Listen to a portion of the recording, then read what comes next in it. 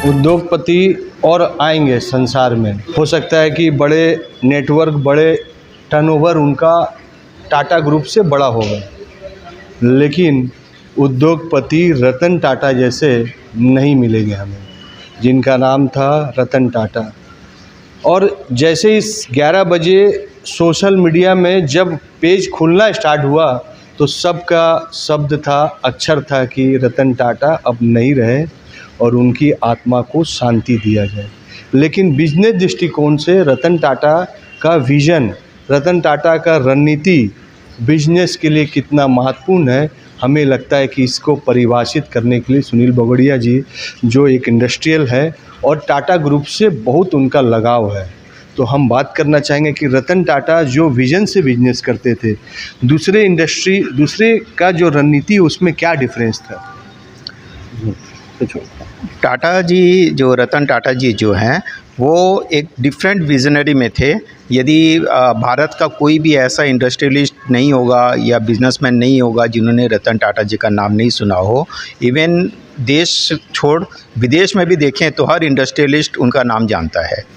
रतन टाटा जी का काम करने का स्टाइल बहुत डिफरेंट था। इनफैक्ट टाटा ग्रुप पूरा ही उनसे प्रभावित है। टाटा ग्रुप का भी काम करने का स्टाइल है।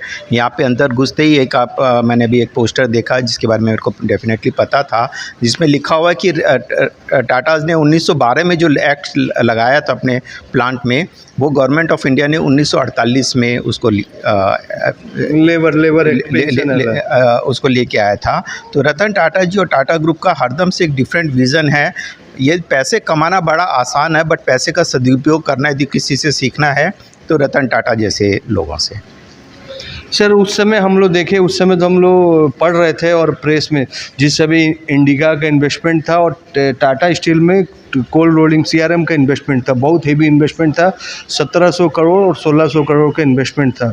और उसका रिसेंटली कुछ दिन के बाद कोरस को टेक ओवर किया, टेटली को टेक ओवर किया, जैगवार को टेक ओवर किया, और आप लोग टाटा ग्रुप से जुड़े हुए हैं।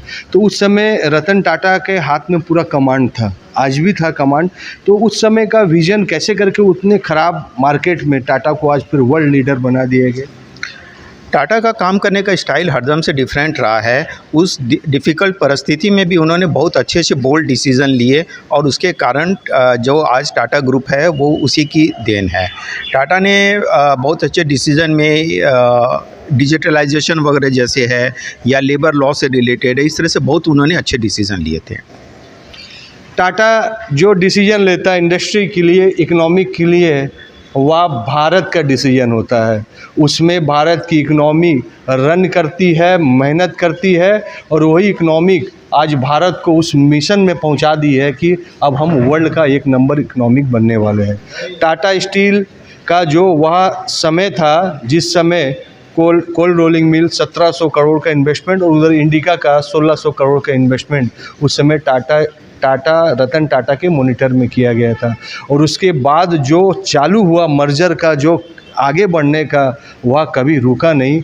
आज टाटा वर्ल्ड की नंबर 1 बड़ी कंपनी है, जिसके पास ऑटोमोबाइल, स्टील से क्षेत्र से सभी क्षेत्र के इनका इन्वेस्टमेंट है। हमें लगता है कि रतन टाटा इस टाटा ग्रुप के लिए बहुत बड़ा रतन थे। वह रतन हमारे साथ नहीं है, लेकिन उनका विचार, उनका सोच हमें यह मजबूर करता है कि रतन टाटा जिस प्रकार उद्योग के साथ साथ समाज को, एम्प्लॉय के प्रति सोचते हैं, आप भी कम से कम दूसरे के प्रति ज़रूर सोचिए। ऐसे रतन को टाटा कहना असंभव है, हम कोई टाटा नहीं कह सकते उनको। धन्यवाद। ऐसे रतन को टाटा कहना असंभव है। रतन टाटा जमशेदपुर से उनका बहुत लगाव था और जमशेदपुर में टाटा स्टील और टाटा मोटर में उन्होंने ट्रेनिंग लिया था और यहीं से उन्होंने काम किया था। AD लाइव वीडियो को लाइक कीजिए, चैनल को सब्सक्राइब कीजिए। AD लाइव को पूरी टीम की ओर से सभी को धन्यवाद। जोहार।